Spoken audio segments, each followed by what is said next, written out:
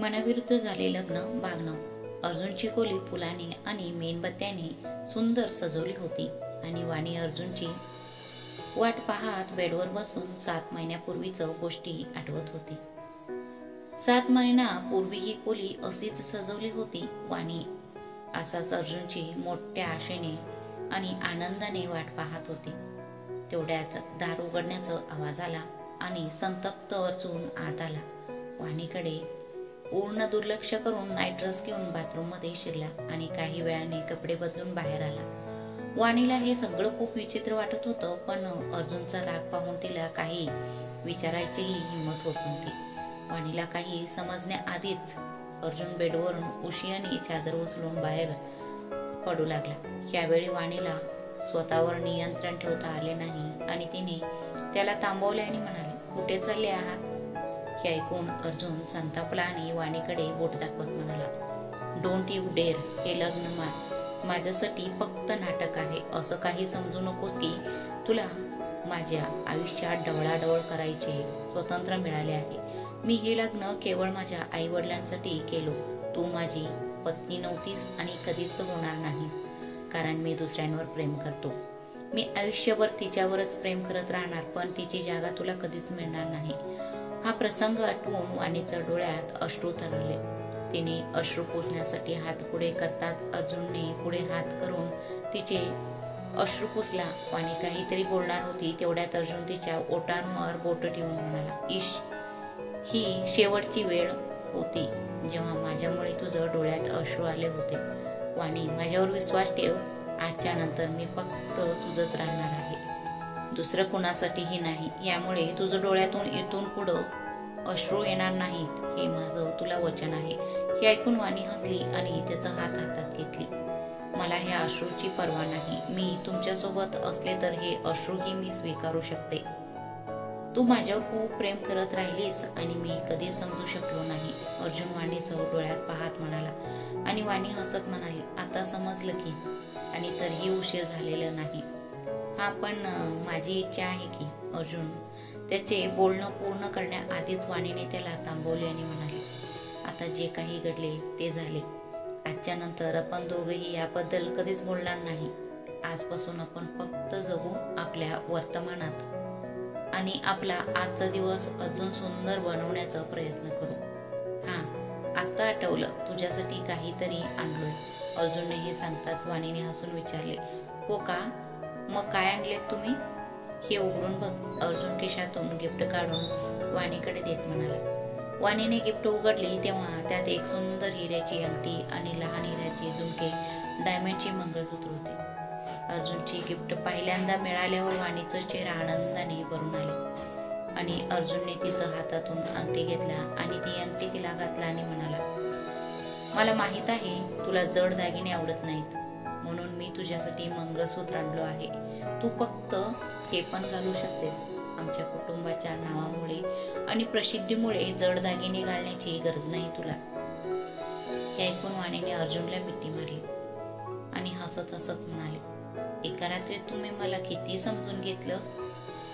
हो अगं, तसं मला काल रात्रीपासून ते आठवत होतं। आज आमची पहिली रात्र आहे, मग तुला काय वाटते? अर्जुन वाणीला आपल्या मिठीत घेताना हे बोलताच वाणी घाबरली आणि त्याच्यापासून दूर गेली आणि म्हणाले, काय? कशाबद्दल? आता मी तुला पहिल्या रात्री फुटबॉल खेळायला सांगणार नाही, हे तुला चांगलं माहित आहे। अर्जुन हसला आणि वाणी जवळ आला आणि वाणी लाजत म्हणाली, इश, अर्जुन काय तुम्ही? अर्जुन वाणी जवळ येऊ लागला आणि वाणी घाबरून डोळे मिटले। तिचा निरागस चेहरा पाहून अर्जुन जोरात हसायला लागला आणि वाणी त्याच्याकडे आश्चर्याने पाहू लागली। तू किती भित्री आहेस वाणी, मला माहित नव्हतं। आता कडूपासून रातोरात गोड बनलं आहे। हे सत्य पचवायला तुला थोडा वेळ लागेल आणि मी तुला तो वेळ देईन, तोपर्यंत काळजी करू नकोस। अर्जुनने हे सांगून वाणीचा चेहरा हातात घेतला आणि वाणी हसायला लागली।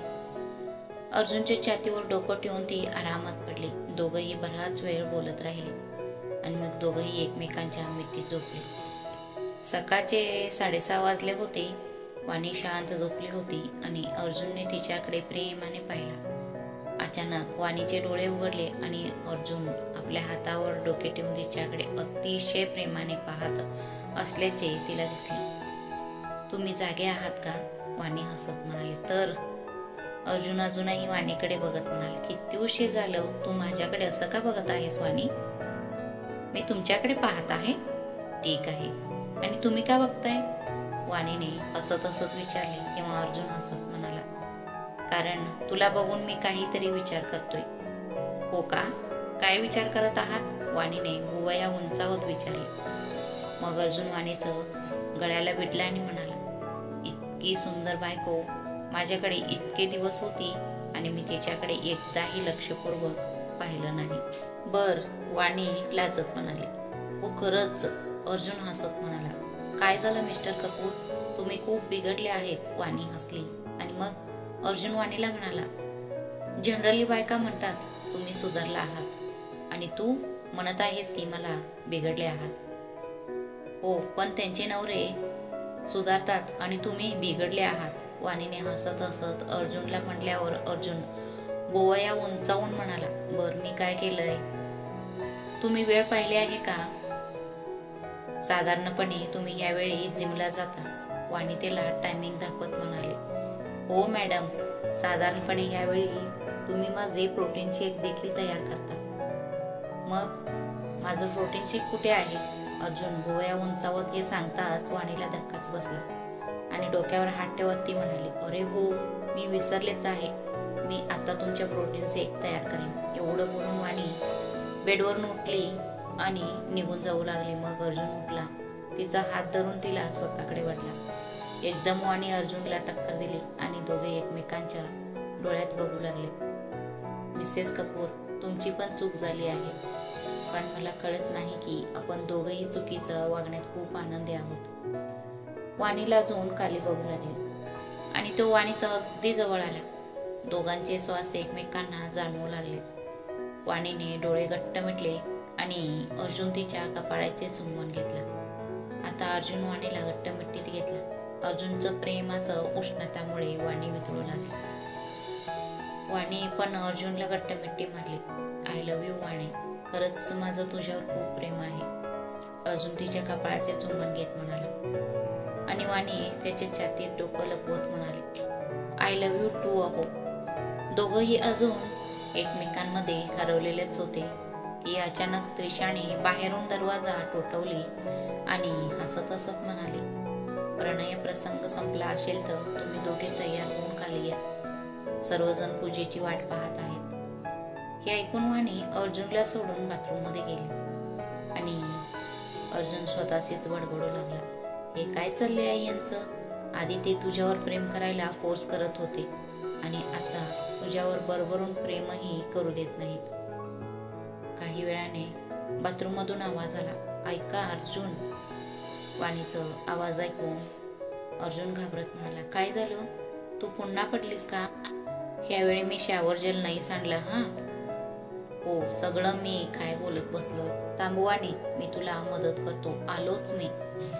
अर्जुनचा निरागसपणा पाहून वाणी हसत म्हणाले, इतकं घाबरायची काही गरज नाही अर्जुन, मी कपडे घ्यायचे विसरलो आहे. मला टावेल हवंय, मी घाईघाईत कपडे आणायला विसरलोय, प्लीज आणून द्या ना तुम्ही. ओ थँक गॉड, थांब मी तुला देतो आता. एक दीर्घ श्वास घेत अर्जुन म्हणाला. मग कपाटातून टावेल काढून वाणीला दिला. काही वेळाने वाणी बाथरूम मधून बाहेर आली आणि तिला पाहताच तो तिच्यात कम्प्लिटली हरवून गेला. तिच्या ओल्या केसातून पाणी टपकत होते आणि ती टावेलने वाळवत होती. तिच्या चेहऱ्यावर आज एक वेगळाच प्रकाश होता आणि तिचे चमकणारे डोळे खूप सुंदर दिसत होते. केस सुकवत असताना वाणी आरशासमोर उभी राहिली. तेवढ्यात तिची नजर अर्जुनवर पडली. तो अजूनही तिच्याकडे आरशातून पाहत होता. अर्जुन तिच्याकडे असे पाहिल्यावर वाणीला थोडी लाज वाटली आणि हे पाहून अर्जुनच्या चेहऱ्यावर हसू उमटले. तुम्ही इथे उभे राहून हसत राहिला तर आम्हाला पूजेला उशीर होईल.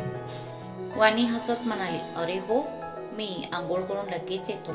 असं म्हणत अर्जुन बाथरूम मध्ये शिरला आणि वाणी साडी नेसून तयार होऊ लागली. काही वेळाने अर्जुन आंघोळ करून बाहेर आला तेव्हा त्याला दिसले की वाणी लाल रंगाची साडी नेसून तयार होती। तो पुन्हा एकदा तिचं सौंदर्यात हरवून गेला आणि स्वतःशीच बोलू लागला, तुझी इतकी रूप आहेत, मला आश्चर्य वाटतं की आजच्या आधी मी त्यांना का पाहू शकलो नाही। मी तुला बायको म्हणून न स्वीकारता इतकं दिवस वाया घालवलो आहे, पण आता नाही। मी तुझ्यावर पहिल्या दिवसापेक्षा जास्त प्रेम करण्याचा प्रयत्न करेन, जेणेकरून मी मागील 7 महिन्याचे प्रेम पूर्ण करू शकेन। अर्जुन पाहून वाणी ड्रेसिंग टेबलावर उठली आणि कपाटातून त्याचे कपडे काढत म्हणाले, मी तुमचं कपडे काढते, तुम्ही लवकर तयार होऊन खाली या। असं म्हणत वाणीने कपडे बेडवर ठेवले आणि बाहेर निघून गेले। आणि काही वेळाने अर्जुनही तयार होऊन खाली आला। अर्जुन, वाणीचे आई वडील आणि नातेवाईक हॉलमध्ये बसले होते। पंडितजी पूजेची तयारी करत होते आणि आकाश आणि त्रिशा त्यांना मदत करत होते। काही वेळाने सर्व विधी आटपून सर्वजण नाश्त्याच्या टेबलवर आले आणि नाश्ता करू लागले। अर्जुनला वाणीसोबत नाश्ता करायचा होता, पण आकाश मुद्दाम त्याला चिडवण्यासाठी त्याच्या शेजारी बसला आणि वाणी आकाशच्या शेजारी बसली।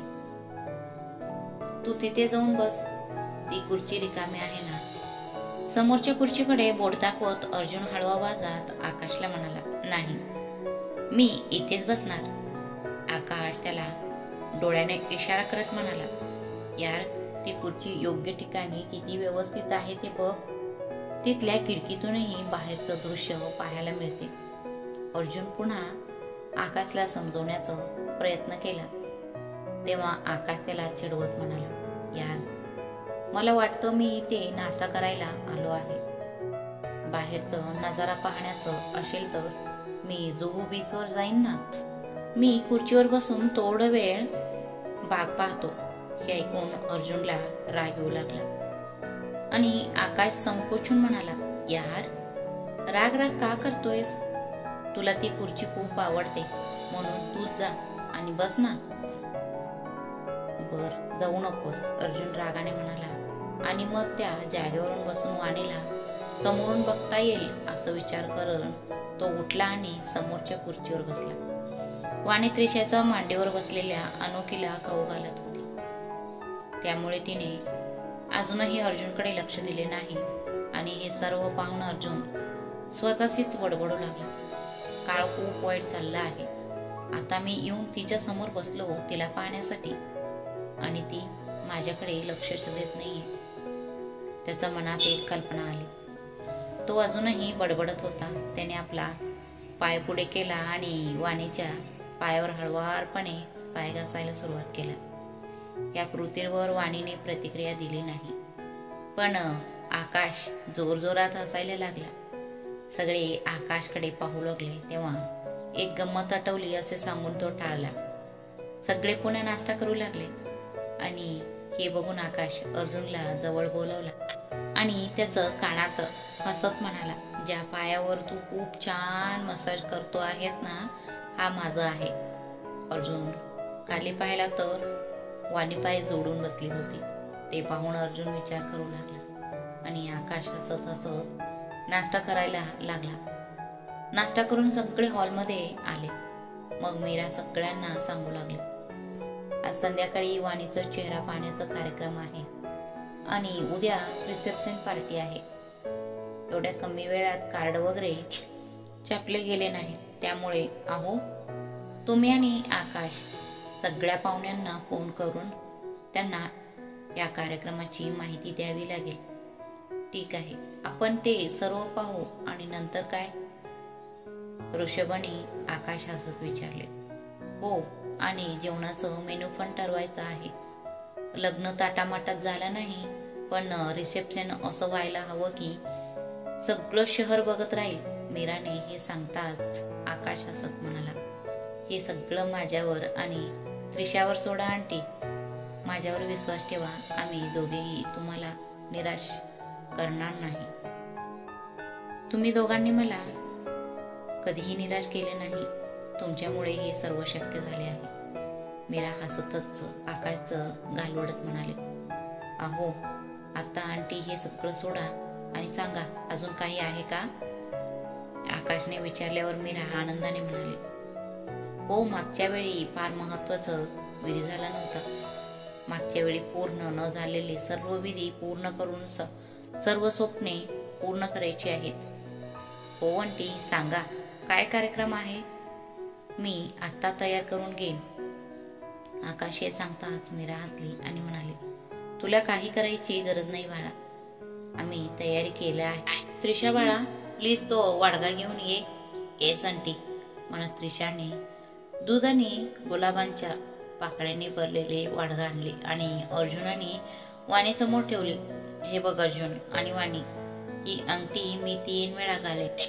ज्याला ती जास्त वेळा सापडेल त्याला आयुष्यभर त्यांच्या शब्दाचं, त्यांच्या बोलण्याचं पालन करावे लागेल. हे मान्य आहे ना? मीरा हसून म्हणाले. तेव्हा अर्जुन हसला. हा पण खेळ आहे का? म्हणजे मी 100% जिंकेन. तुम्ही चुकीचं समजू देत आहात, मीच जिंकेन. वाणी त्याला जीभ दाखवत म्हणाले. आम्ही वाणीच्या बाजूने आहोत, फक्त वाणीच जिंकेल. मीरा आणि त्रिशा वाणीचं शेजारी बसत म्हणाले.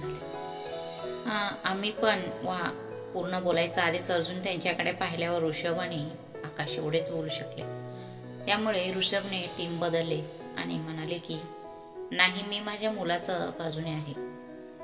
हो, असं बघू नकोस, मी पण तुझ्या टीम मध्येच आहे. आकाश हे सांगितल्यावर अर्जुन हसला आणि म्हणाला, चांगली गोष्ट आहे, पण यार वहिनीच जिंकेल असं वाटतंय.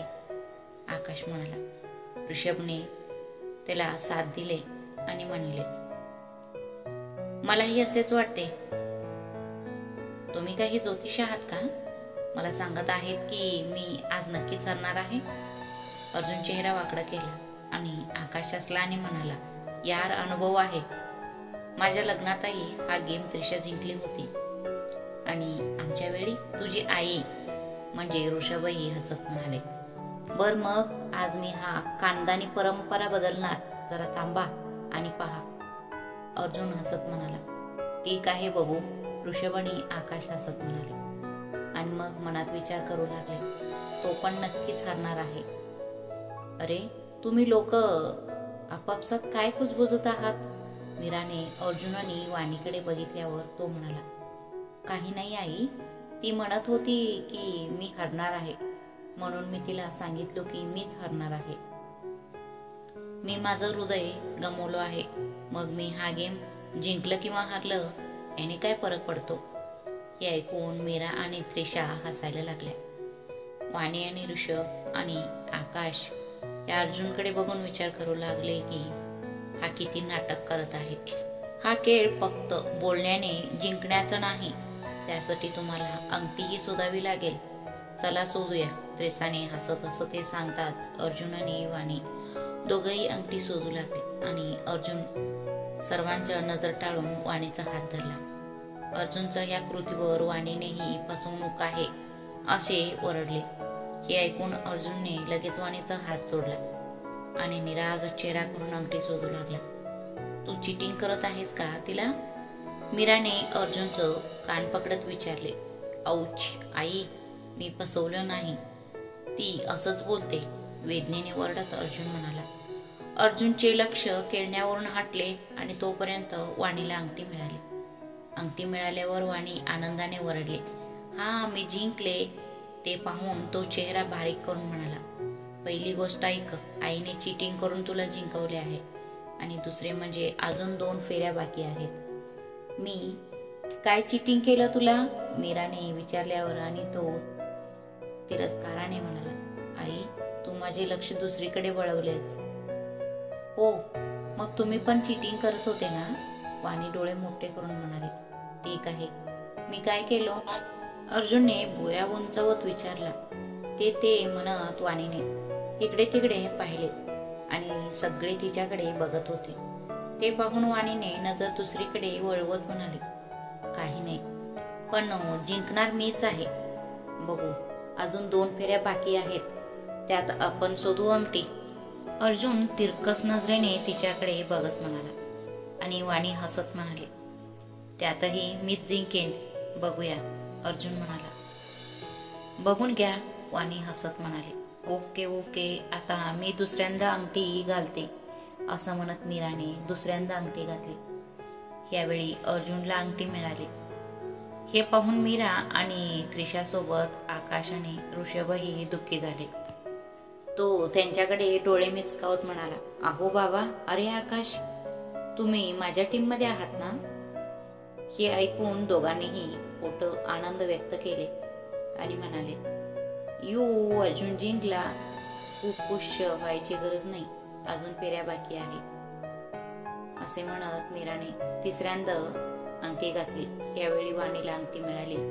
अर्जुनच्या उदास चेहऱ्यावर तिची नजर पडली तेव्हा ती आनंदाने वरडणार होती.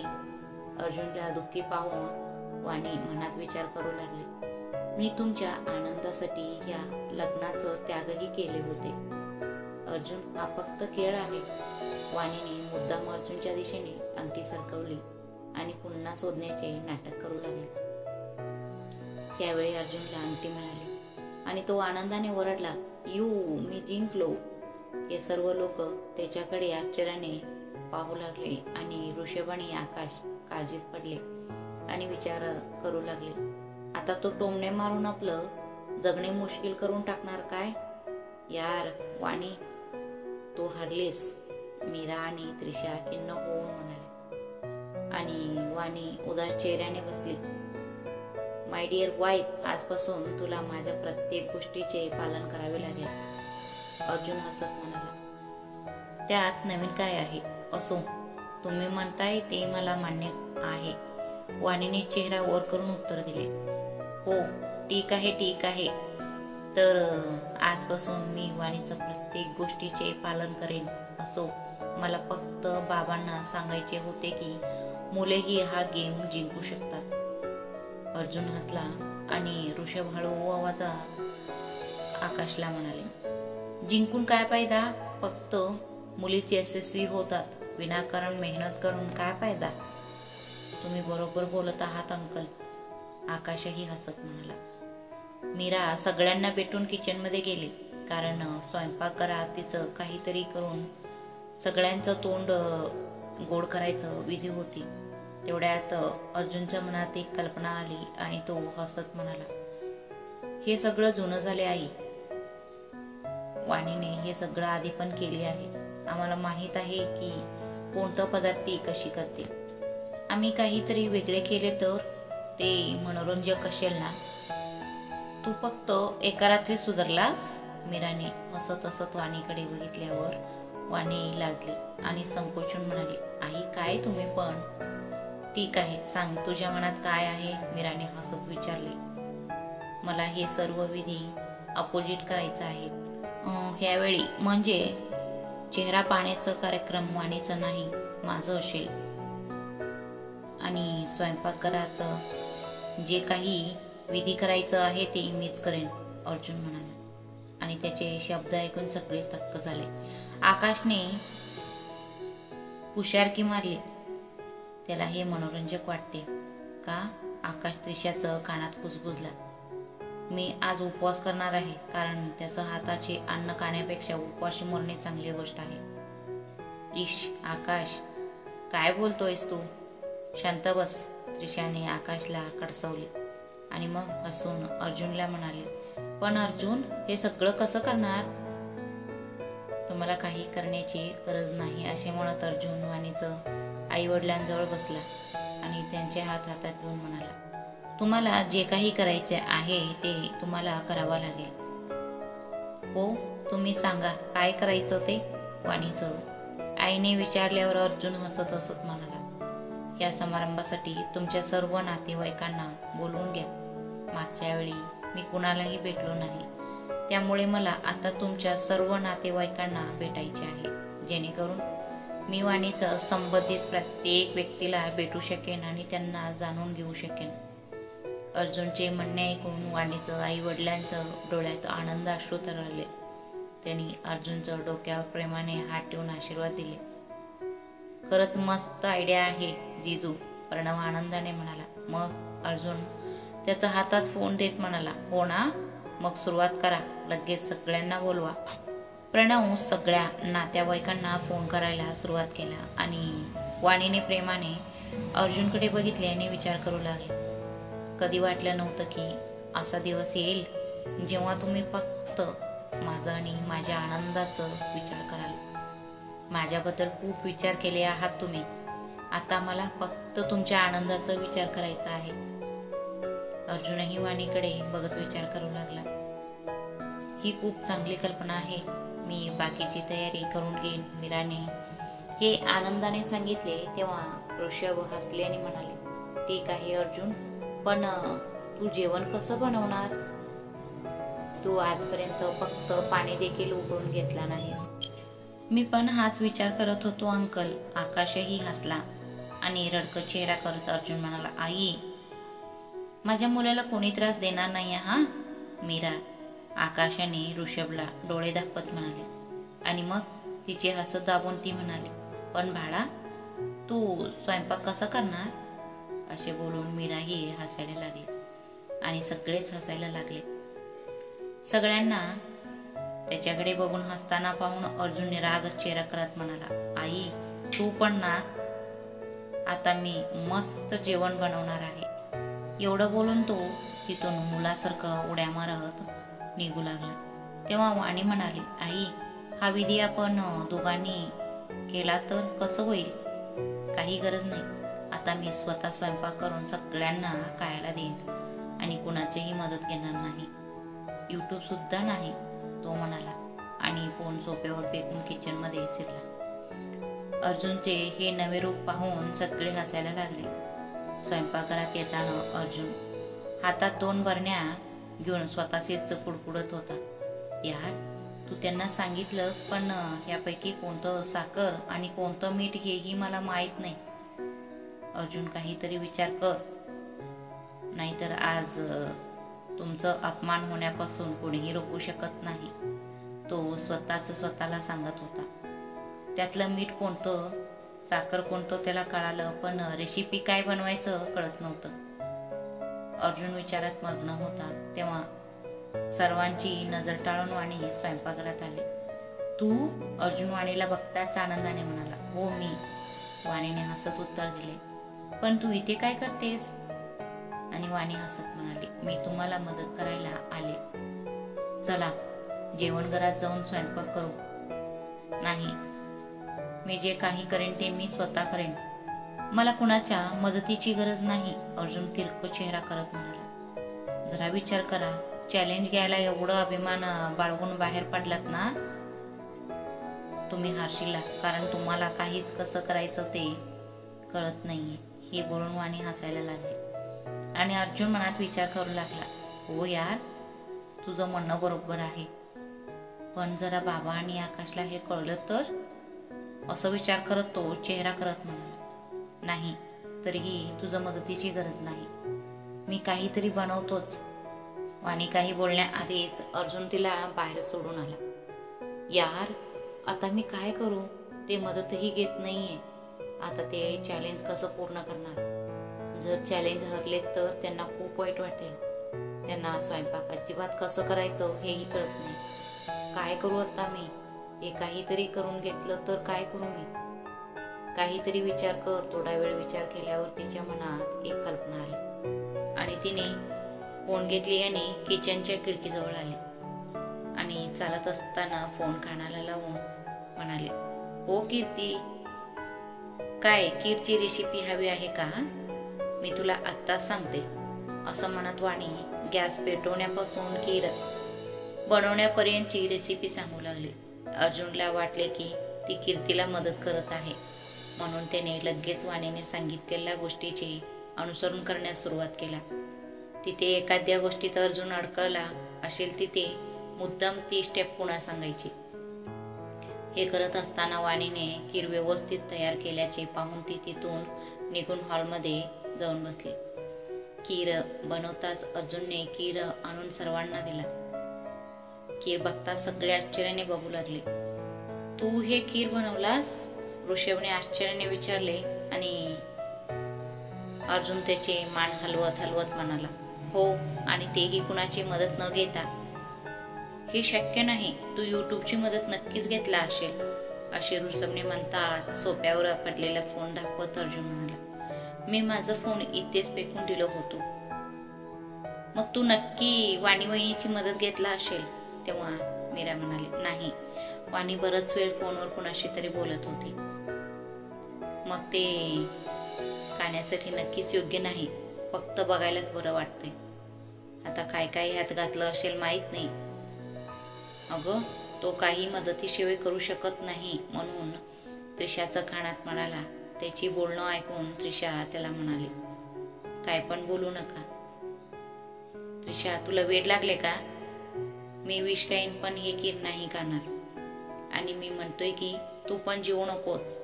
आकाश बडबडला. तेव्हा त्रिशाने ओठांवर बोट ठेवून त्याला फटकारले आणि म्हणाले, आकाश प्लीज शांत बस. एकतर त्याने खूप मेहनत करून ते बनवले आहे आणि त्यांचे कौतुक करण्याऐवजी तू काय पण फालतू बोलत आहेस. ठीक आहे, त्याने एक दिवस बनवला आहे तर तू खूप कौतुक करत आहेस, आणि मी रोज बनवलेल्या गोष्टीचे काय? आकाश चिडून म्हणाला, आता वेळ काय आहे बघ, किती कास दिवस आणि कास तो एक विधीसाठी किचन मध्ये जाऊन जेवण केलं आहे. बरोबर आहे, मग आतापासून मी पण कास दिवसाचं जेवण बनवणार. बाकीचे दिवस उपाशी राहा. आकाश रागाने म्हणाला. तर त्रिशा त्याच्याकडे रोखून पाहत म्हणाले, ठीक आहे, मग तू येशील बेडरूम मध्ये फक्त कास दिवसावर. मला अर्जुनमुळे यावेळी नक्कीच घटस्फोट मिळेल. आकाश बडबडला आणि त्रिशा त्याच्याकडे बघत म्हणाले, हा, ऐकू आलं मला. हो, मी ऐकू यायसाठीच म्हणालो होतो. आकाश चेहरा वाकडा करून म्हणाला आणि त्रिशा त्याच्याकडे बघत म्हणाली, काय काय म्हणालास? मी काही खात नाहीये. त्रिशाला रागात पाहून आकाशने रागसपणे म्हणाला. आकाशसोबत सगळ्यांनी खीरचं आस्वाद घेतले आणि त्यांना आश्चर्य वाटले. आहा, ऋषभ खीर तोंडात ठेवत म्हणाले आणि अर्जुन त्यांच्याकडे कुतूहलाने पाहू लागला. आणि मग आकाश म्हणाला, मस्तच झालं आहे, हे कसं केलास? हे ऐकून अर्जुन आनंदाने उडी मारला आणि मीरा त्याचं डोक्याला हात लावत म्हणाले, माझं मुलासाठी काहीही अशक्य नाहीये हे मला माहीत आहे. असू दे आई, थोड्या वेळापूर्वी तुम्ही म्हणत होता की मला कसं जमणार. अर्जुन हसत म्हणाले, अरे हेच तर मी बाहेरून सांगत होते, मला माहित होतं की तू बनवशील. मीरा हसून अर्जुनाने वाणीकडे पाहत म्हणाले, तुला काही बोलायचे नाही का वाणी? अहो आई, मला खीर इतके चविष्ट वाटत आहे की माझे तोंड फक्त खायलाच उघडत आहे. वाणीने निरागसपणे हे सांगितल्यावर अर्जुन हसला आणि म्हणाला, ठीक आहे, मग मी पण खाऊन बघतो. अर्जुन जेव्हा खीर चाकला तेव्हा त्याचाही विश्वास बसला नाही की त्याने इतकं मस्त खीर बनवलं आहे. वाणीचे आई वडील आणि प्रणव त्यानेही खीर खाऊन बघितले आणि मग वाणीच्या वडिलांनी एक भेटवस्तू काढून त्याच्या हातात ठेवले आणि म्हणाले, हा घे बेटा, तुझं शगुन. एकामागून एक सर्वांनी अर्जुनला भेटवस्तू दिल्या आणि त्या भेटवस्तू मिळाल्यावर अर्जुन आनंदी झाला, जसे एखाद्या लहान मुलाला चित्रकला स्पर्धेत प्रथम पारितोषिक मिळाल्यावर आनंद होतो. पण इतक्या भेटवस्तू देऊनही एक कमी आहे असे त्याला वाटले. डोळ्या उंचावत तो म्हणाला, आणि तुझी भेट? मी तुम्हाला काय देऊ शकते? तुम्हीच एक गिफ्ट आहात, देवाने मला दिले आहे. वाणी हसली आणि अर्जुन हसला न म्हणाला, हे पण बरोबर आहे, हरकत नाही, तुझी गिफ्ट माफ झाली आहे. बघ, तू एक दिवस जेवण बनवलं तर तुला किती गिफ्ट आणि किती कौतुक. मी रोज बनवतो तर काहीच नाही. आकाश म्हणाला. त्रिशा त्याच्याकडे डोळे मोठे करून म्हणाले, तू पुन्हा बोललास? आकाश पुन्हा शांत बसला आणि त्याला पाहून सगळे हसायला लागले. संध्याकाळचे 7 वाजले होते. कपूर मेन्शन खूप सुंदर सजवली होती. अर्जुनचा चेहरा पाहण्याची विधी सर्व तयारी पूर्ण झाली होती. जवळपास सर्व पाहुणेही आले होते. अल्विन आणि कीर्ती सुद्धा आले होते आणि सगळे खूप खुश दिसत होते. ऋषभ आणि मीरा सर्व पाहुण्यांना भेटून त्यांचे स्वागत करत होते. आकाश आणि त्रिशा पार्टीची तयारी पाहत होते. अल्विन आणि कीर्ती आकाश आणि त्रिशाला मदत करत होते. आता फक्त त्यांच्या खोलीत असलेले अर्जुन आणि वाणी येणे बाकी होते. अर्जुनने बेडवर सगळीकडे कपडे इसकटून ठेवला होता. वाणी डोक्यावर हात ठेवून तयार बसली होती आणि अर्जुन अजूनही एक एक करून कपडे नाकारत होता. वाणी, हे कसं वाटेल? मी हे घालू का? वाणीला ब्लेझर दाखवताना वाणीने चिडून त्याच्यासमोर हात जोडले आणि म्हणाले, हो अर्जुन, खूप छान दिसत आहे. प्लीज हेच घाला आणि लवकर तयार व्हा. प्रत्येकजण वाट पाहत असेल. नाही यार, त्याचा रंग काही खास नाही. मला अजून काहीतरी शोधू दे. अर्जुन ब्लेझरकडे बघत चेहरा वाकडा करत म्हणाला, अहो, तुम्ही पुन्हा जर ते असेच करत राहिले तर सर्व पाहुणे निघून जातील आणि तुम्ही काय तयार होऊ शकणार नाहीत. असं विचार करून वाणी हसत म्हणाले, पण सगळे रंग तुम्हाला शोभतात. फक्त माझे शूटिंग करायचं नाहीये. मला मस्त दिसायचे आहे. शेवटी मला आज माझा चेहरा दाखवावा लागेल, अर्जुन म्हणाला. तेव्हा वाणी डोक्याला हात लावत म्हणाले, ठीक आहे, मीच ड्रेस निवडून तुम्हाला देते. हे घ्या, तुम्हाला मस्त दिसते. हो बघ, मला सूट नाही झालं तर अपमान तुझाच होईल. सगळे म्हणतील वाणीचा नवरा कसं दिसत होता, घाणेरड्या. अर्जुन चेहरा बारीक करून म्हणाला आणि वाणी हसत म्हणाले, काळजी करू नका, काही नाही म्हणणार आणि तुम्हाला खूप छान दिसेल. वाणीने पटकन एक काळं चेक्स ड्रेस काढून अर्जुनला दिले. त्याला तो ड्रेस आवडला आणि मग दोघेही तयार होऊन खाली आले. दोघेही खूप क्यूट दिसत होते. वाणीने गुलाबी रंगाची नेट साडी घातली होती, ज्यामध्ये ती खूप सुंदर दिसत होती आणि अर्जुन त्याच्या काळ्या सूटमध्ये अप्रतिम दिसत होता. दोघांना पाहून सगळ्यांच्या चेहऱ्यावर हसू उमटले. सर्वप्रथम अल्विन आणि कीर्ती यांनी अर्जुन आणि वाणीला गिफ्ट दिले. मग एक एक करून वाणीचे सर्व नातेवाईक अर्जुन जवळ आले आणि त्याला गिफ्ट देऊ लागले.